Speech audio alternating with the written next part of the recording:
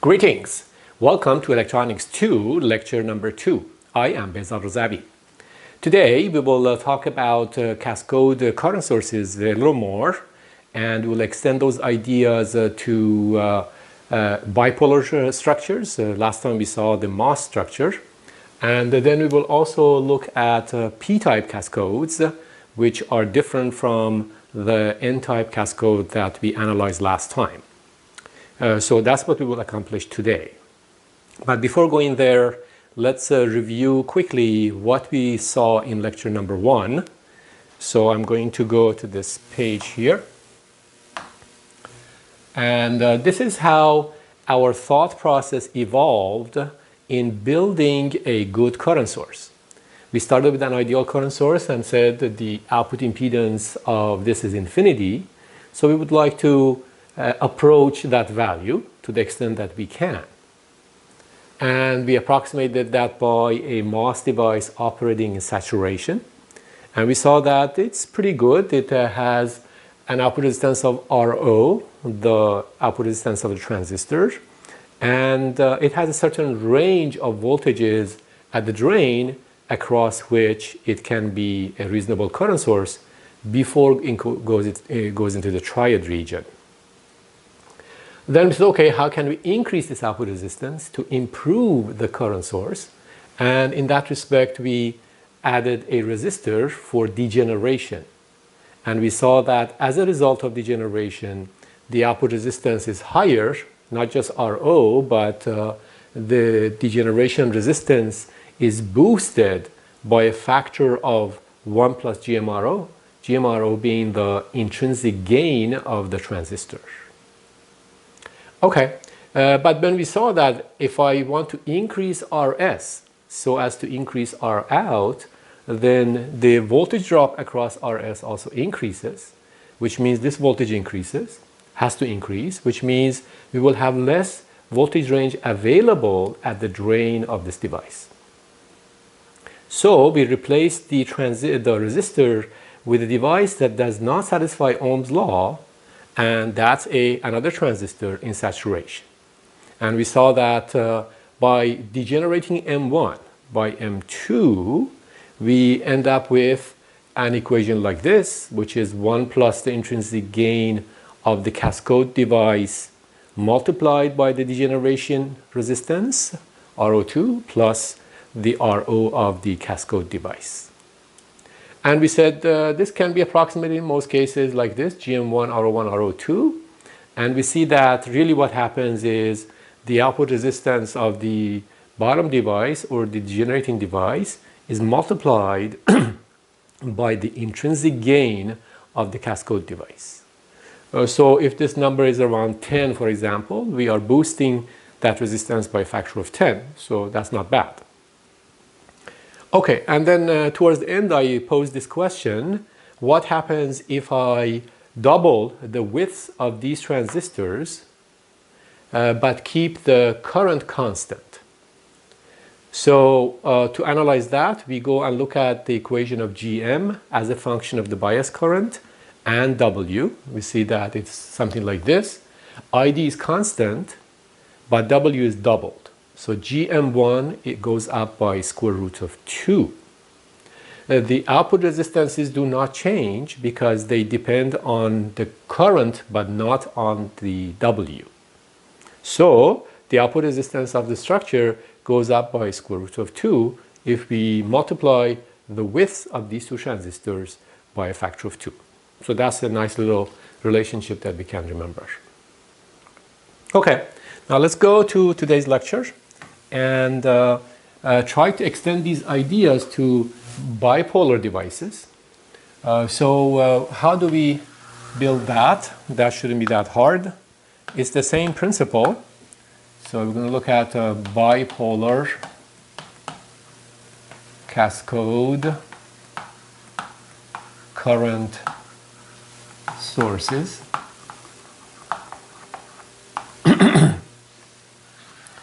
Okay, well, it's the same idea. We have a bipolar transistor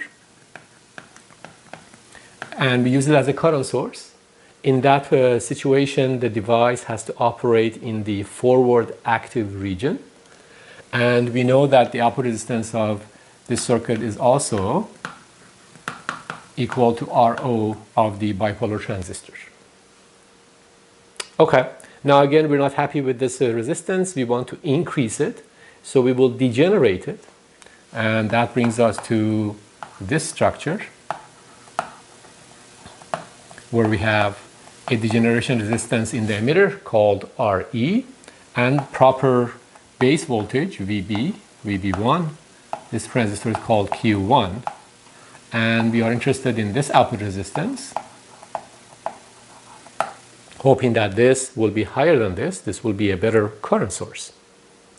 Okay, well, we go back to this equation and try to use that for this structure as well. So we're going to write 1 plus Gm1RO1 times the degeneration resistance. Here it's called RS, it's called RE. But if you remember from Electronics2, the bipolar device also has a resistor from the base to the emitter called R-pi. Remember in the small signal model? We didn't have R-pi for MOSFET. It's infinity for a MOSFET, but for a bipolar device it's finite.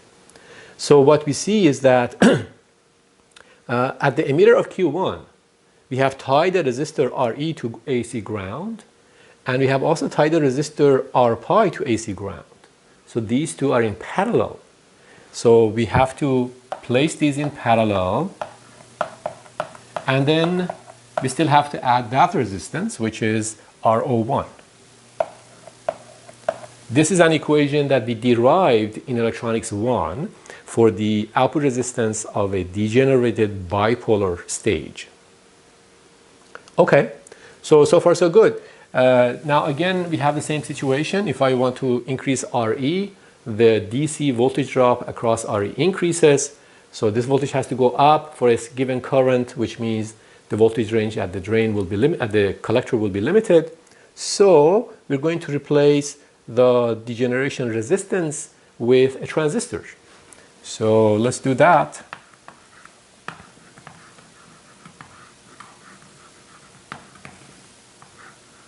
And of course we have proper biasing here, VB1 and VB2. We don't talk about those here. And this structure is a bipolar NPN cascode current source. And this output resistance is now given by, we just follow that equation. So call this Q1 and Q2. So we have 1 plus Gm1RO1, the intrinsic gain of the cascode device, this device or the output device. So 1 plus Gm1RO1 times the degeneration resistance. Well, now the degeneration resistance is that given by this whole box And this whole box is equivalent to just a resistor given by RO2, just the way we saw for the MOS counterpart last time. Okay, so the entire Q2 reduces to RO2 simply because its base emitter voltage is constant with time. So in the small signal model, there is no dependent current source here. All we are left with is RO2. All right, so if I have RO2 connected from the emitter to AC ground, that takes the role of RE. So I just need to replace RE with RO2. So RO2. We still have R pi 1, so this should be R pi 1, R pi 1. And then we still have RO1, of course. So that is the output resistance of the cascode, the bipolar cascode. Okay, that's great. So depending on whether we have MOS devices or bipolar devices, we can construct the corresponding cascode current source and benefit from the higher output impedance. As you can see, for example, the collector emitter voltage of Q2 can be as low as maybe 500 millivolts or 700 millivolts, something like that, before Q2 is seriously in saturation. And that voltage is constant, meaning that it doesn't depend on the amount of current that we want to have. So that's the contrast between a transistor and a resistor. Okay, the transistor doesn't have to satisfy Ohm's law as far as this current and this voltage are concerned. Okay, all right, so that is the bipolar current source. Let me go over an example just to hammer these ideas in. This example will deal with a combination of MOS and bipolar devices in a cascode structure. So let's look at this example. I'm going to build two cascode current sources, one like this, with the MOS device acting as a cascode device and a bipolar device acting as a degenerating device. Okay, of course we have proper biases here, we won't show those. And we'll call the circuit A. And then we have another one, which is a bipolar device used as a cascode, as the cascode device, and a MOS device used as the degeneration device. So we just swap these two. So we call this Q2 and this one M1. And we call the circuit B. And we're wondering which one will give us a higher output impedance. So we'll call this R out A, and we call this R out B. And to simplify things, let's assume that the output resistance of the MOS device is the same as the output resistance of the bipolar device. So assume that RO1 is equal to RO2. This doesn't have to be the case, but we'll just make that assumption. Okay, all right, so we need to write the equations for these two and then compare and see if we can predict some sort of trend here. All right, so let's start with R out A. R out A is the output resistance looking into the drain of a MOSFET in a cascode structure. Okay, well, we have this general equation, so we can use that. We know that Q2, again, reduces to only RO2, right? Because the base emitter voltage is constant, so the dependent current source goes away. We end up with only RO2 here. All right, so then M1 is degenerated by a resistance equal to RO2. And I just need to replace RS with RO2. So I have 1 plus GM1 RO1, the intrinsic gain of the cascode device, multiplied by the degeneration resistance RO2 plus RO1. All right. Okay. And again, let's just say that this is approximately equal to GM1 RO1 RO2.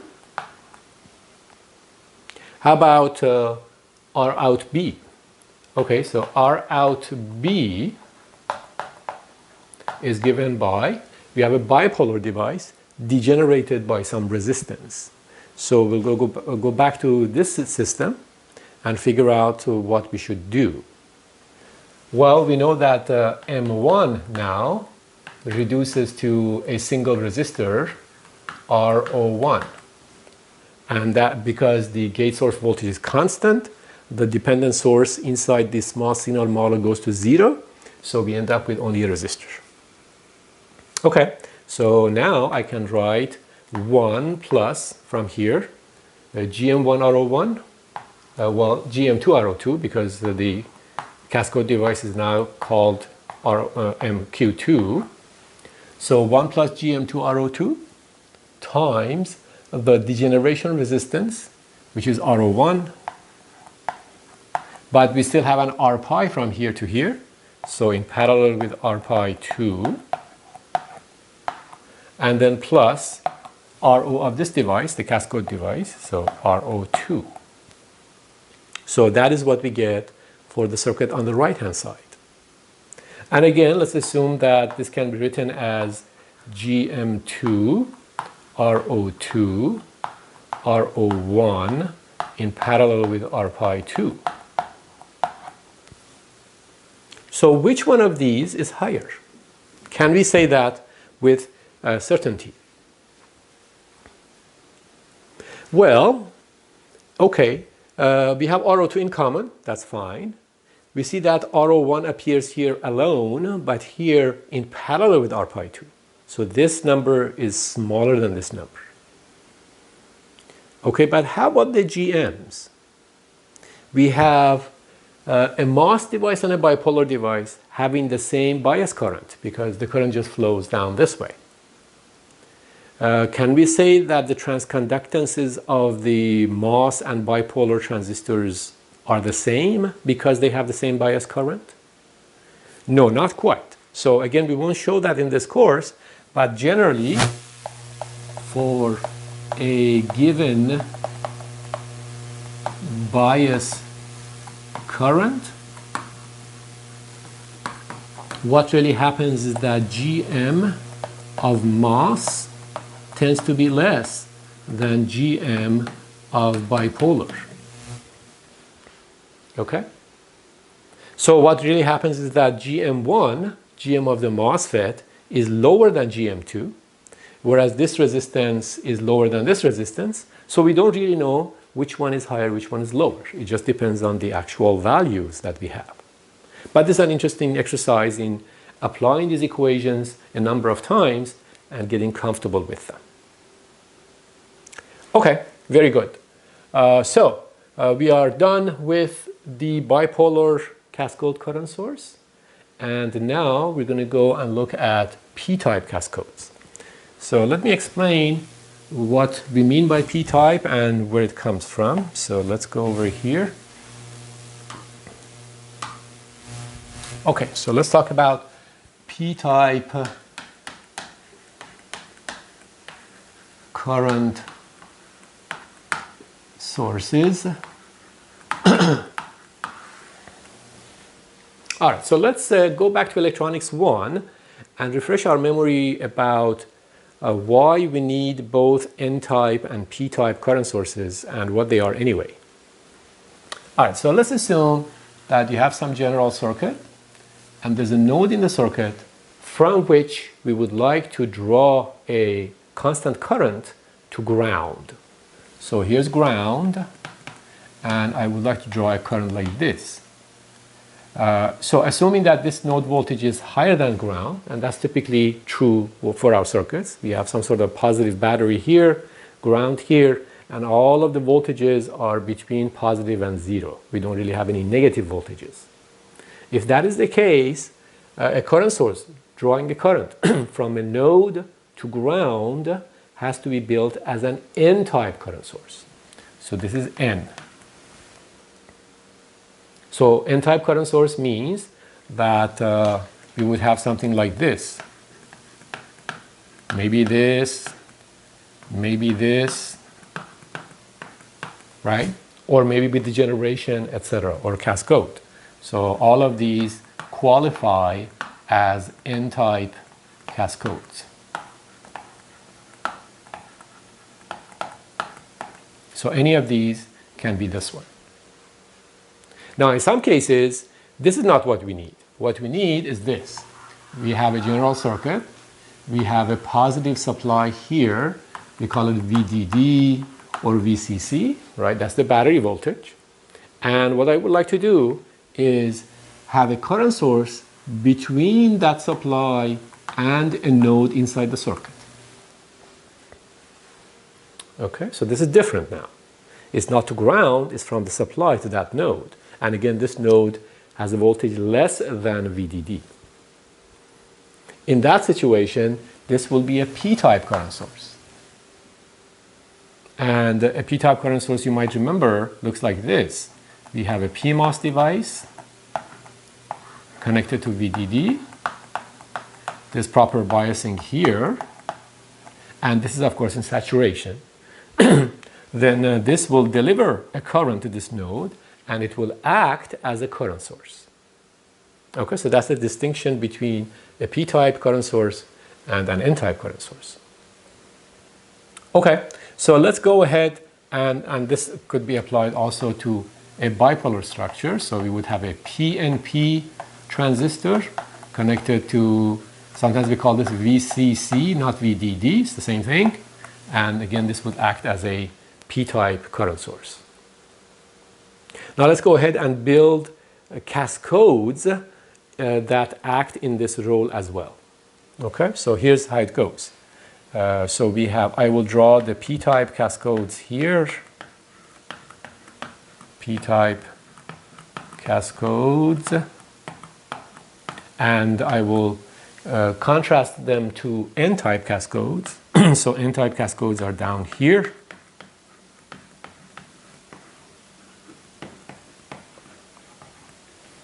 Okay, so it's pretty simple. For N-type cascode, we had this, right? We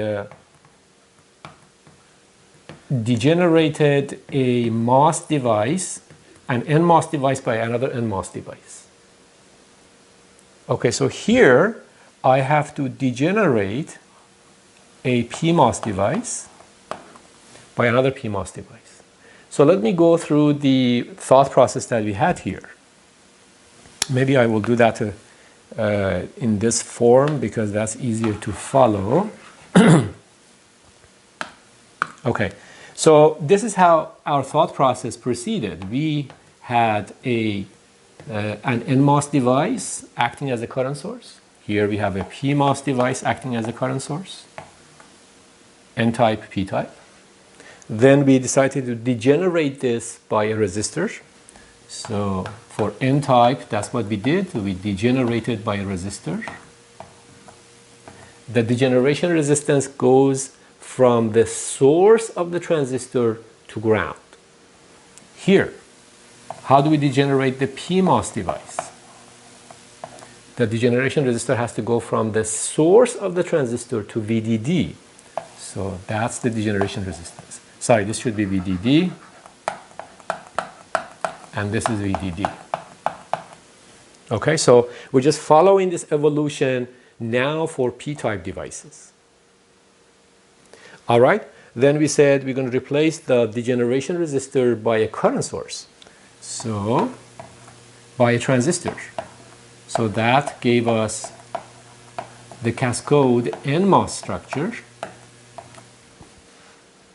And the same thing here. I'm going to replace this resistor by a PMOS transistor, a PMOS current source. So that will look like this.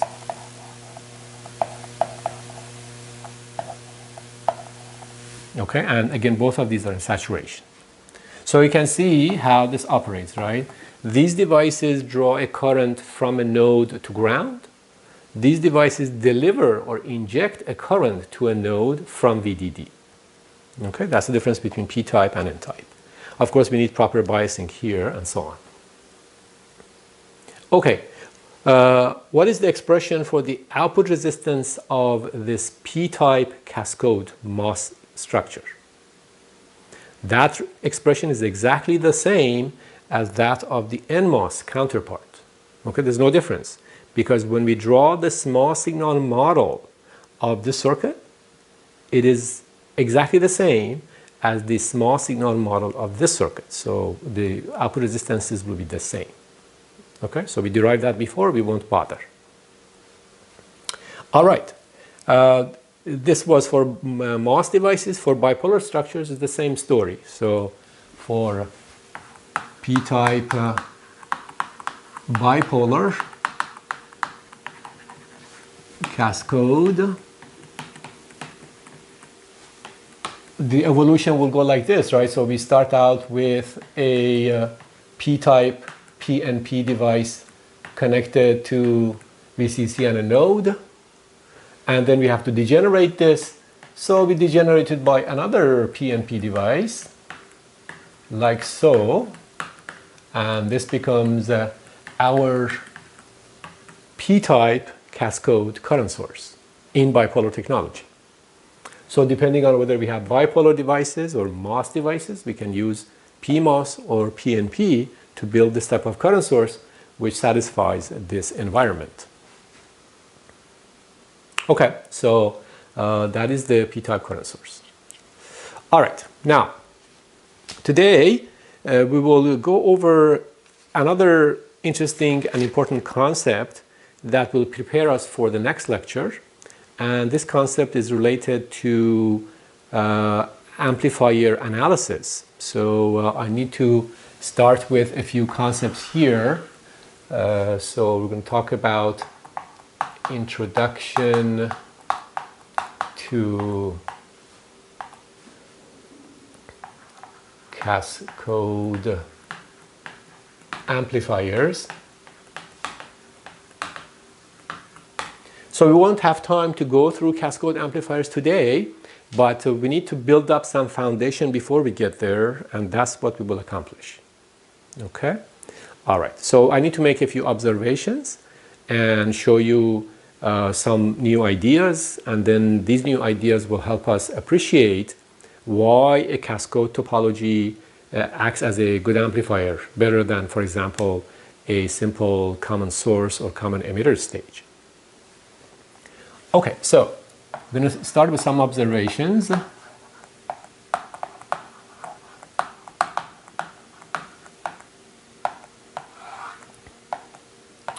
Number one. So we're going to revisit the concept of transconductance. In Electronics 1, we defined the transconductance for a single MOS device or bipolar device. Now we want to extend this concept to any general linear circuit. So to do so, I'm going to start from Electronics 1 and review how transconductance came about and why it was useful, and then see how we can extend that to a general circuit, not just a single device. All right, so transconductance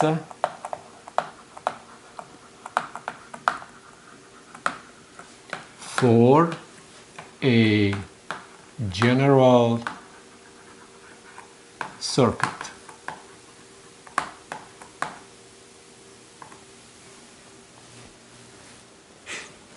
Okay, all right, let's start with a single device. Again, bipolar or MOS, doesn't make any difference. So here's a MOS device.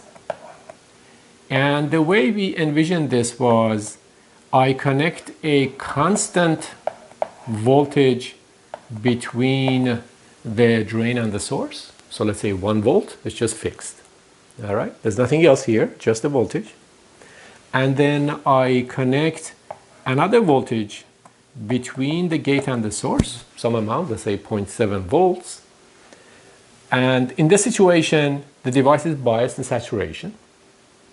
Okay, so let's say this is 1 volt as an example, and this is 0.7 volts. The device in saturation, it has a certain current, okay, which we call ID. And now what I did is I incremented the gate source voltage by a small amount, by some delta V. So if this voltage goes up by some delta V, we expect this current to increase. The question is, how much is the increase in the drain current? The larger the increase in the drain current for a given delta V, the greater the transconductance of this device. It's a stronger device because it can respond better. It can generate a larger current change for a given gate source voltage change. Okay, so then the way we define the transconductance is really the derivative of ID with respect to the derivative of VGS. Now, VGS is this voltage source here, which I'm changing. I change by some amount. I look at the change here. I normalize, and that's the transconductance. Okay. Now, another possibility is to draw the small signal equivalent of the circuit. So in the small signal model, this constant voltage source is constant, never changes, becomes a short circuit because it doesn't change. And then this reduces to only its change, which we call delta V, or sometimes we just call V in or VGS or V1, right? So the small signal model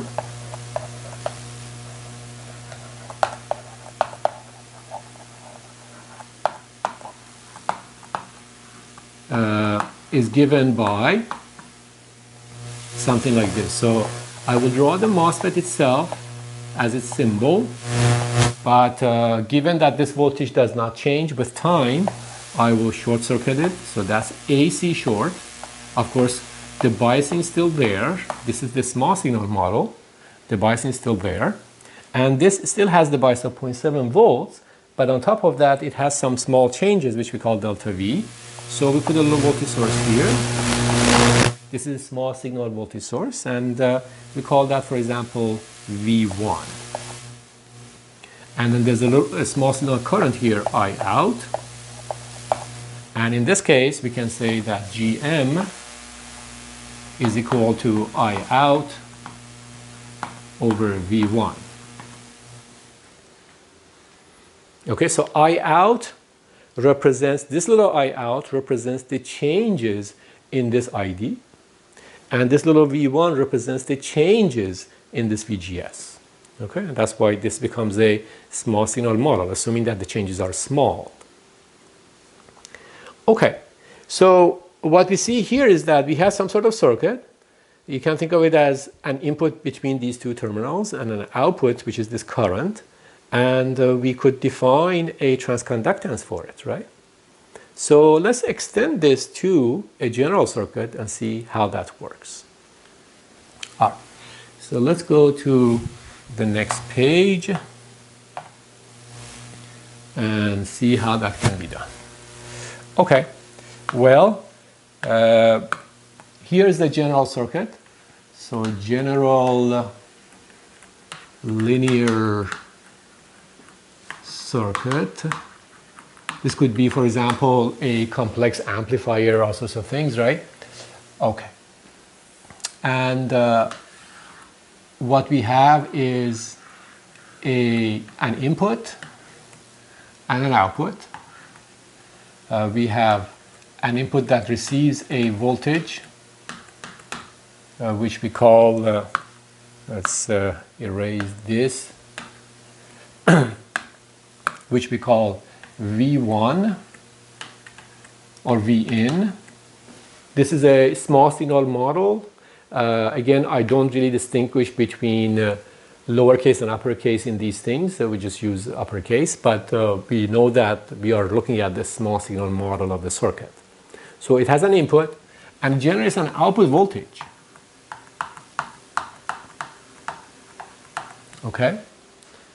And what we would like to do is define a transconductance for this whole system based on what we know for the transconductance of a single device. All right, so in analogy with what I just did, I will construct the following system.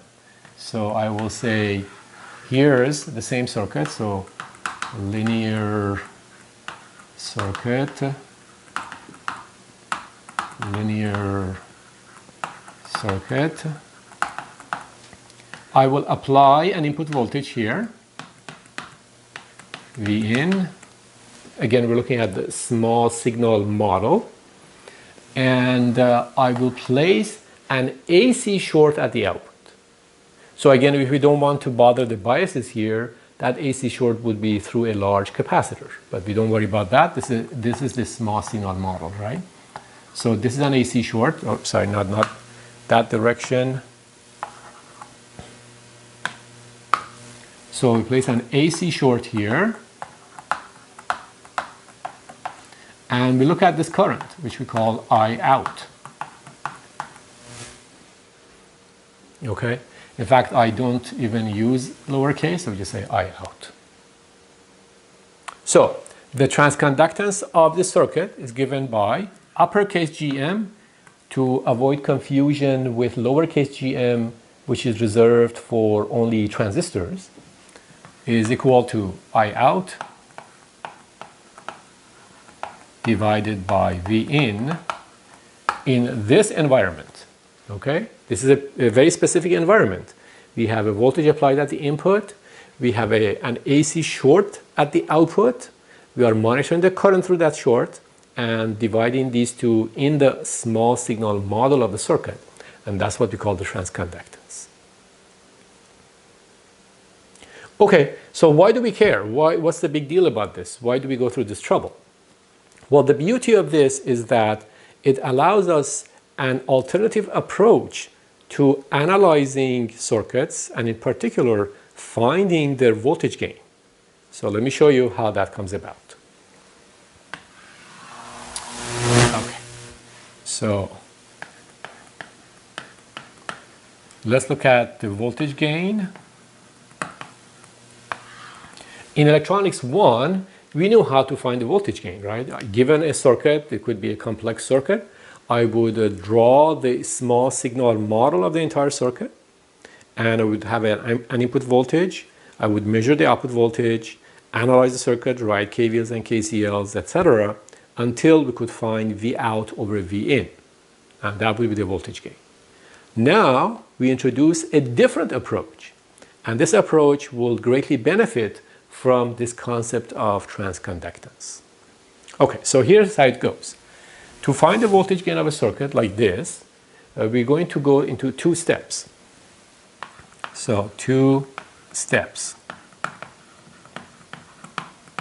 Step A, we take the circuit, apply a voltage at the input,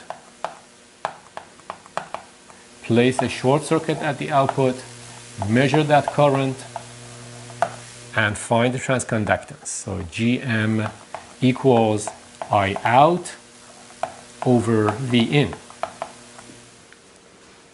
All right? Okay, so that's the same thing as before. Step B, we take the same circuit, the same exact circuit that we would like to analyze. We replace this input with 0. Because it's a voltage source, when it becomes a 0 voltage source, it becomes a short circuit. So that's a short circuit.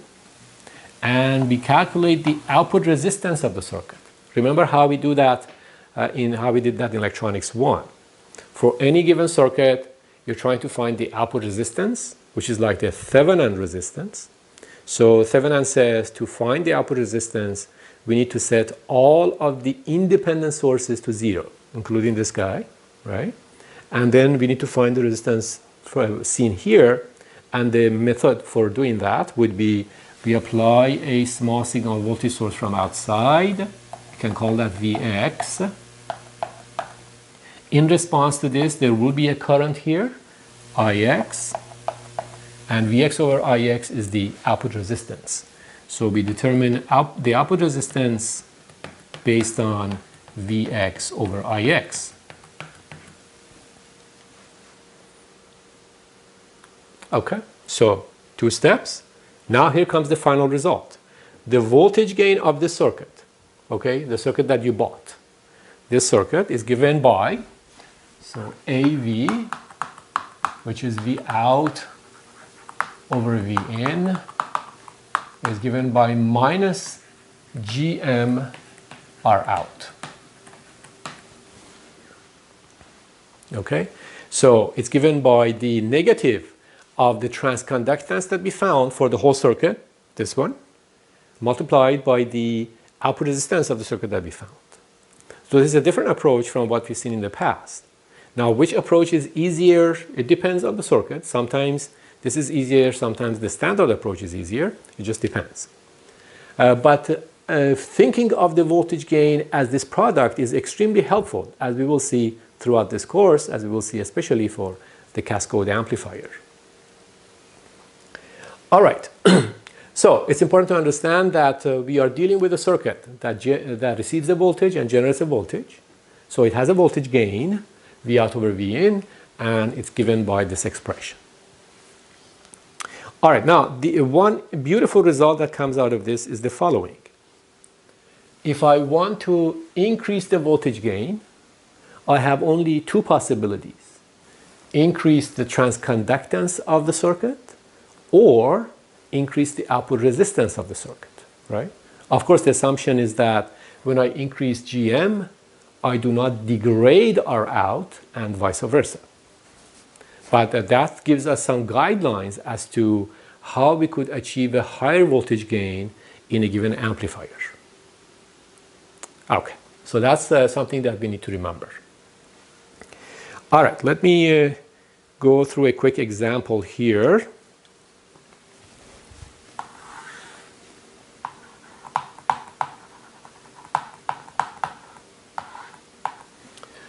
Let's take a simple common emitter stage,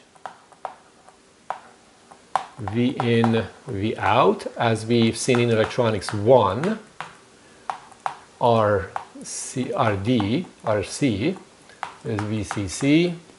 And let's assume that the output resistance of the transistor is not negligible. So the early voltage is assumed to be less than infinity. And we would like to find the voltage gain of the circuit. Now, we did this in Electronics 1. We already know what the answer is, but we would like to apply this method and see what happens. Okay, so it says in step A, we have to short circuit the output and then find the transconductance. So here's how it goes. Let's draw the circuit. This is step A. And we apply the voltage at the input, small signal voltage. And we short circuit the output. So the output is short circuited to ground and has a current probably, right? So we call that I out. We have RC going from the collector to AC ground. So RC goes here. We also have the output resistance of the transistor going from collector to AC ground. So that's RO. And our objective in step A is to find GM, capital GM, which is I out over V in. Okay? So how much is that? How much is I out? Well, we know that this transistor generates a current given by GMV in. From the small signal model we know, or just the transistor's job is this, right? It generates a current in proportion to the input voltage given by GMV in. So if the current flows this much through the transistor, how much is I out? Well, because of the short circuit from here to here, this voltage is 0, this voltage is 0, this voltage is 0. So we can't have any current through these. This short circuit overwhelms these two. It completely overcomes these two. So all of this current has to flow from I out. It cannot flow through these devices. So we have I out, which is GMV in divided by V in. So it's just GM. Not a big surprise here, right? The transconductance of the circuit happens to be the same as the transconductance of the transistor. Okay, step B, we have to calculate R out. Now, we know how to calculate R out of the circuit, right? So I'll just draw the circuit like this. I draw R out, RO explicitly, RC, and this is AC ground because we have to set the independent sources to 0 if I need a Thevenin resistance, and we're interested in this R out here, right? So because the base emitter voltage is constant, the internal dependent current source goes to 0, so the resistance is just RO in parallel with RC.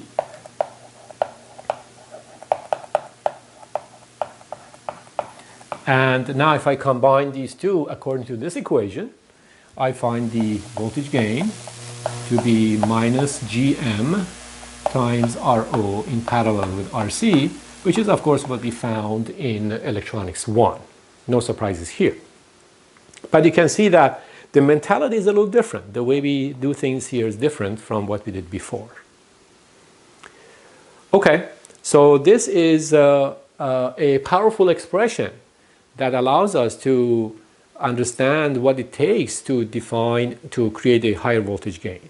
To increase the voltage gain, we can either increase GM or increase R out. And that will be the mindset that we will follow in the next lecture to go towards a cascode amplifier and see how we can obtain a higher voltage gain.